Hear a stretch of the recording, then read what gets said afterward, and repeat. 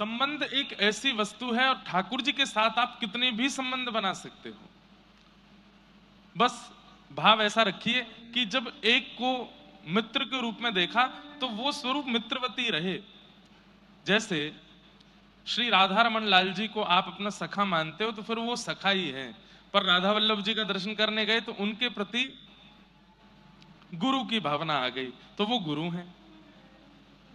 ऐसे ही बिहारी जी का दर्शन करने गए, उनके प्रति प्रियतम की भावना आ गई तो वो प्रियतम है।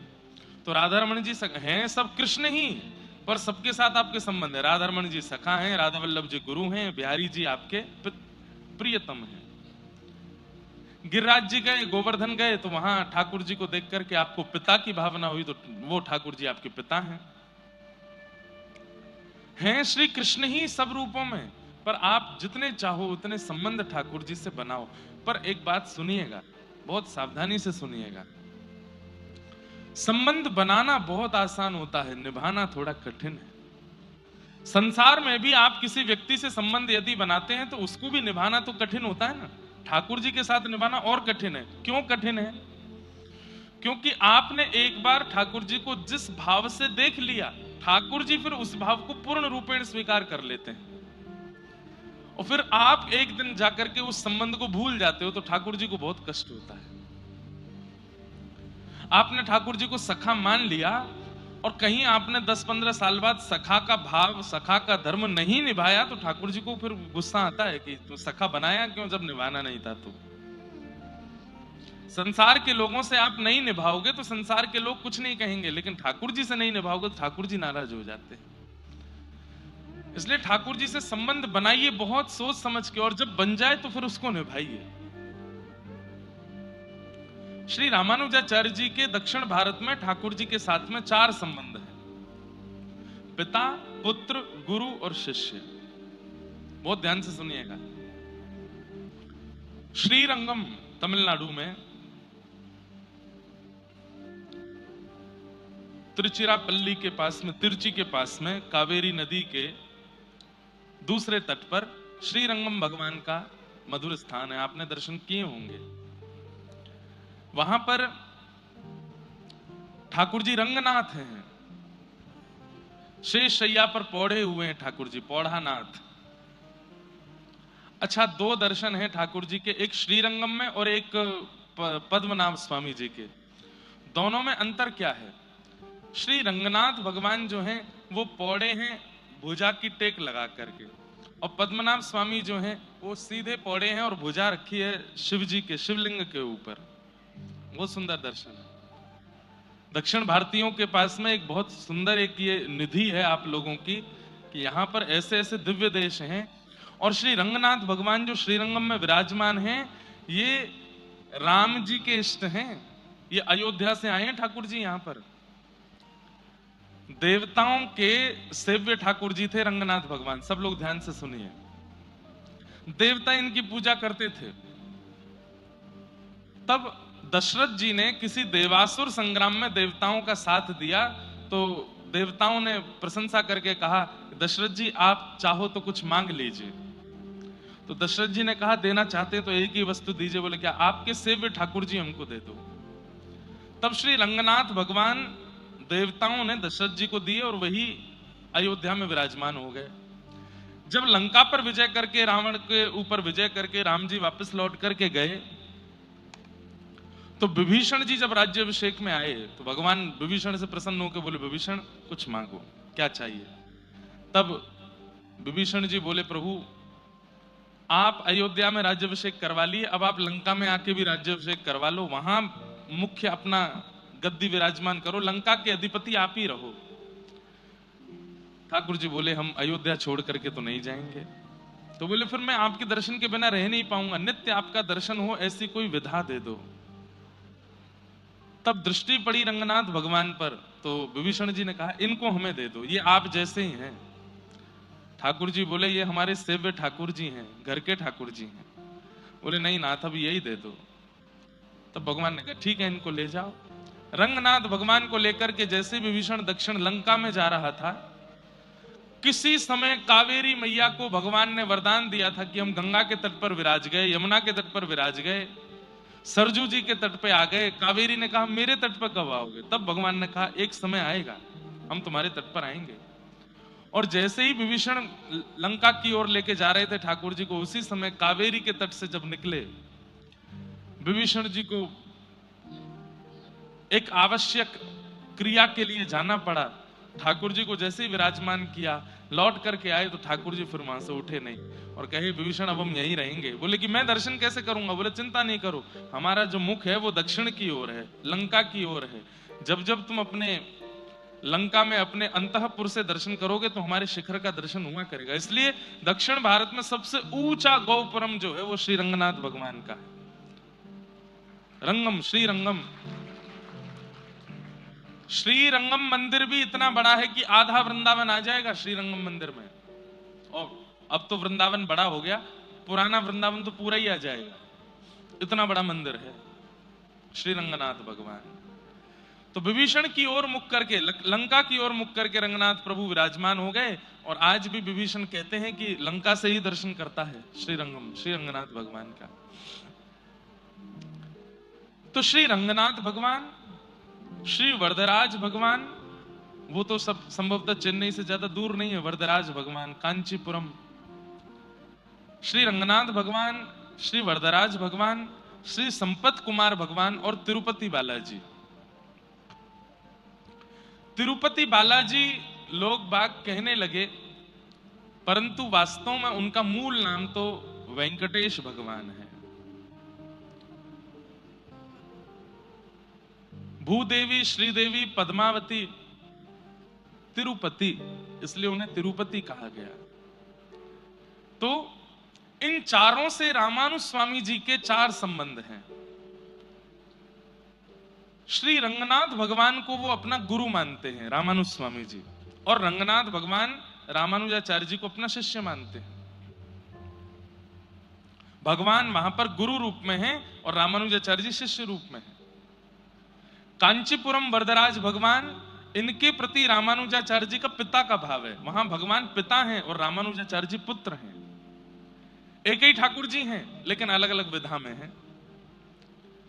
बेंगलोर के पास में संपत कुमार भगवान हैं, उनके प्रति रामानुजाचार्य जी का पुत्र का भाव है। ठाकुर जी वहां पुत्र हैं, रामानुजाचार्य जी वहां पिता हैं। और श्री तिरुपति बालाजी शिष्य हैं और रामानुजाचार्य जी वहां गुरु हैं। ये चार संबंध आचार्य चरण के चारों रूपों में हैं। बहुत पूरा रामानुजाचार्य जी का चरित्र सुनाना पड़ेगा, तब जाकर के चारों विधा पुष्ट हो पाएंगे। ऐसी घटना हुई कि यामुनाचार्य जी विराजमान होते थे श्री रंगम में और श्री रामानुजाचार्य जी विराजते थे कांचीपुरम में। तो रामानुजाचार्य जी के मन में बड़ी प्रबल इच्छा हुई कि मैं दीक्षा ग्रहण करूंगा यामुनाचार्य जी से श्रीरंगम जाकर के। रामानुजाचार्य जी पूरी तैयारी कर चुके हैं कि मैं श्रीरंगम जाऊंगा, यामुनाचार्य जी से दीक्षा लूंगा। लेकिन ठाकुर जी को चिंता हो गई। ठाकुर जी मन में विचार किए, अगर रामानुजाचार्य और यामुनाचार्य ये दोनों मिल गए तो दोनों मिलकर के ऐसी भक्ति की पताका फहराएंगे कि कलयुग को इसी वक्त विश्राम होना पड़ेगा। सारे जनमानस, पूरी पृथ्वी का कल्याण हो जाएगा, सब वैकुंठ पहुंच जाएंगे। अगर रामानुजाचार्य जी यामुनाचार्य जी मिल गए तो पूरी पृथ्वी को वैकुंठ पहुंचा देंगे, एक भी जनमानस नहीं बचेगा पृथ्वी पर। तो फिर पृथ्वी चलेगी कैसे? सोचिए। ठाकुर जी को केवल राक्षसों की चिंता नहीं होती है, दुष्टों की चिंता नहीं होती, कभी कभी ये भी चिंता होती है ठाकुर जी की भक्त ज्यादा मिल गए तो इतना कल्याण हो जाएगा, पृथ्वी चलेगी कैसे? यामुनाचार्य जी ने जाकर के ठाकुर जी से कहा, मैं रामानुजाचार्य जी को बुलाना चाहता हूं, आज्ञा दें। मैं कब उनको बुला लूं? बोले 7 दिन में बुलाओ। यामुनाचार्य जी ने अपने शिष्य को कांचीपुरम भेजा। 4 दिन उसको पहुंचने में लगे। ठाकुर जी ने 7 दिन इसलिए बताए कि भाई 4 दिन जाने में लगेंगे, 4 दिन आने में लगेंगे। 8वें दिन जब रामानुजाचार्य जी यहां आएंगे तब तक यामुनाचार्य जी भगवत धाम जा चुके होंगे। इन दोनों का मिलन नहीं हो पाएगा। यामुनाचार्य जी ने अपने किसी शिष्य को भेजा, जाओ रामानुजाचार्य जी को लेके आओ। कांचीपुरम से। तो पहुंचने में तो 4 दिन लगे, लेकिन रामानुजाचार्य जी इतने उत्सुक थे यमुनाचार्य जी से मिलने के लिए कि लौट के आने में उन्होंने 3 ही दिन लगाए, 4 दिन नहीं लगाए। तो ठाकुर जी इतने घबरा गए, बोले ये दोनों मिल ही जाएंगे। 7वां दिन का अंतिम क्षण चल रहा था और उसी समय रामानुजाचार्य जी श्रीरंगम पहुंच गए। और जैसे ही पहुंचे हैं, अंतिम क्षण विश्राम होते ही 8वां दिन प्रारंभ हुआ और श्री यमुनाचार्य जी भगवत धाम प्रस्थान कर गए। दर्शन नहीं हो पाए रामानुजाचार्य जी। इतना रोए रामानुजाचार्य जी कि मैं जिन गुरु के लिए तड़प रहा था, उनके अंतिम दर्शन हो रहे हैं मुझे, उनका साक्षात्कार नहीं कर पाया मैं। तब ऐसा कहते हैं कि यमुनाचार्य जी की जब पधारे तो उनकी हाथ ऐसा था, 3 उंगली उन्होंने बंद कर ली अपनी, उन 3 उंगलियों से 3 आज्ञा की उन्होंने मानो रामानुजाचार्य जी को। तो रामानुजाचार्य जी ने तीनों आज्ञा बोल दी तो यमुनाचार्य जी की एक एक उंगली अपने आप खुलती चली गई और बिना जीवित अवस्था के भी रामानुजाचार्य जी को सत्संग मिल गया यमुनाचार्य जी का। लेकिन रंगनाथ भगवान से इतने नाराज हो गए रामानुजाचार्य जी, बोले आपने मेरे गुरु को मुझसे छीन लिया, आपने मेरे गुरु को मुझे दर्शन नहीं करने दिया, अब मैं वचन देता हूं कि मैं श्रीरंगम कभी नहीं आऊंगा। और ऐसा कहकर के रामानुजाचार्य जी वहां से चले गए। अभी तो प्रसंग में थोड़ा सुना रहा हूं, कभी अवसर मिले तो आप YouTube पर जयपुर की भक्तमाल कथा सुनना इस वर्ष की। उसमें रामानुजाचार्य जी, श्रीमद वल्लभाचार्य जी और श्री चैतन्य महाप्रभु, इन तीनों का चरित्र सुनाया यथामति जैसी गुरुदेव की आज्ञा। उसमें बहुत विस्तृत प्रसंग है इसका। रामानुजाचार्य जी चले गए। वर्षों बाद ठाकुर जी को इतनी याद आई रामानुजाचार्य जी की, उन्होंने शिष्यों से कहा रामानुजाचार्य जी को लेके आओ। तो बोले वो तो नहीं आएंगे, वो तो वरदराज भगवान की सेवा में हैं और वो वचन दे के गए कि मैं श्रीरंगम नहीं आऊंगा। तब रंगनाथ भगवान, अब देखो एक ही भगवान है, वही नारायण श्रीरंगम में, वही नारायण कांचीपुरम में, वही नारायण तिरुपति में, वही नारायण संपत कुमार है, लेकिन अलग अलग जगह पर बैठे हैं तो अलग अलग लीला कर रहे हैं। तो श्री रंगनाथ भगवान शिष्यों से कहते हैं कि तुम कांचीपुरम जाओ और कांचीपुरम में जो मेरा स्वरूप विराजमान है उसको संगीत बहुत प्रिय है। वहां के एक आचार्य हैं, उनके पुत्र बहुत अच्छा संगीत करते हैं, उनके द्वारा संगीत कराओ और संगीत का जब गायन वादन होगा तब मेरा वो स्वरूप प्रसन्न होकर के कहेगा वरदान मांगो, तब वरदान के रूप में रामानुजाचार्य जी को मांग के ले आना। तो श्रीरंगम से अद्भुत संगीत के पुरोधा एक गुरु के पुत्र गए और वहां कांचीपुरम में जाके उन्होंने इतना सुंदर संगीत गाया कि ठाकुर जी प्रसन्न होकर के बोले वरदान मांगो। बोले वरदान में आपके अति प्रिय रामानुजाचार्य जी को हमें दे दो। तब वरदराज भगवान ने रामानुजाचार्य जी को कहा कि मैंने वरदान में तुमको दिया है, अब तुम श्रीरंगम जाओ। तब आचार्य चरण श्रीरंगम आए। ठाकुर जी नृत्य करने लगे जब रामानुजाचार्य जी श्रीरंगम आए हैं। अद्भुत लीला है, अद्भुत कथा है। तो श्री रंगनाथ भगवान रामानुजाचार्य जी के गुरु हैं, वरदराज भगवान रामानुजाचार्य जी के पिता हैं, संपत कुमार भगवान रामानुजाचार्य जी के पुत्र हैं और तिरुपति बालाजी ये रामानुजाचार्य जी के शिष्य हैं। हमारे गुरु भाई हैं तिरुपति बालाजी, हम भी रामानुजी वैष्णव हैं। तो जब जाते हैं तो श्री तिरुपति बालाजी को प्रणाम करते कहते हैं गुरु भाई आप ठीक हैं, आनंद में हैं? क्यों? एक ही परंपरा है। तो ऐसा ये पूरा परंपरा और ऐसी ये पूरी पद्धति है, अद्भुत है। उसका अति विस्तार नहीं करूंगा, पर दक्षिण भारत के पास ये जो पृथ्वी के वैकुंठ हैं, आप लोगों को जाना चाहिए। हम तो बहुत दूर रहते हैं दक्षिण से, साल में एक बार आते हैं दर्शन करने के लिए, पर आप लोग यहीं रहते हो।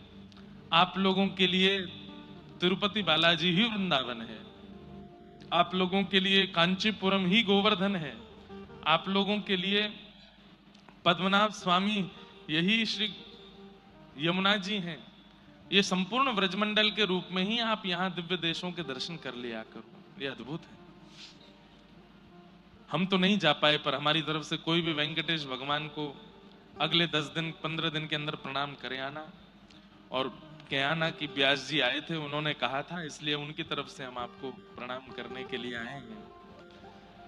बोलो लक्ष्मी वेंकटेश भगवान की